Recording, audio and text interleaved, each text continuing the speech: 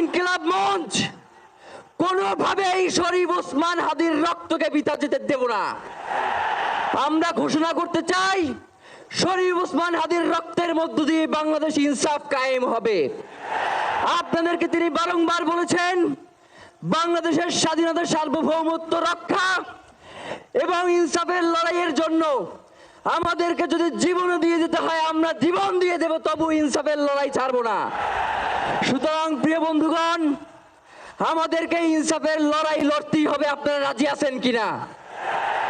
এবং সেই সাথে আমরা আরো বলতে চাই, সিভিল মিলিটারি ইন্টেলিজেন্সের মধ্যে ঘাপটি মেরে বসে থাকা আওয়ামী দোসরদেরকে চিহ্নিত করে গ্রেফতার করতে হবে।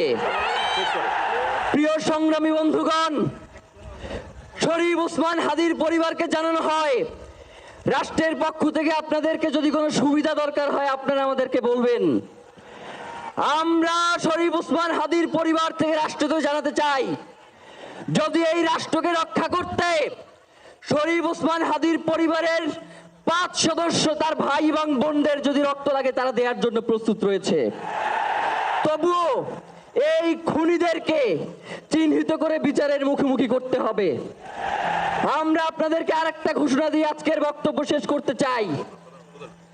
ওসমান হাদির নিরাপত্তার জন্যই কোন জায়গা থেকে তার লাশ নিয়ে যাওয়া হবে আমরা জানি না।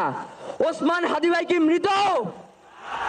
তিনি আমাদের লক্ষ কোটি তরুণের মধ্যে জীবিত রয়ে যাবেন ইনশাআল্লাহ।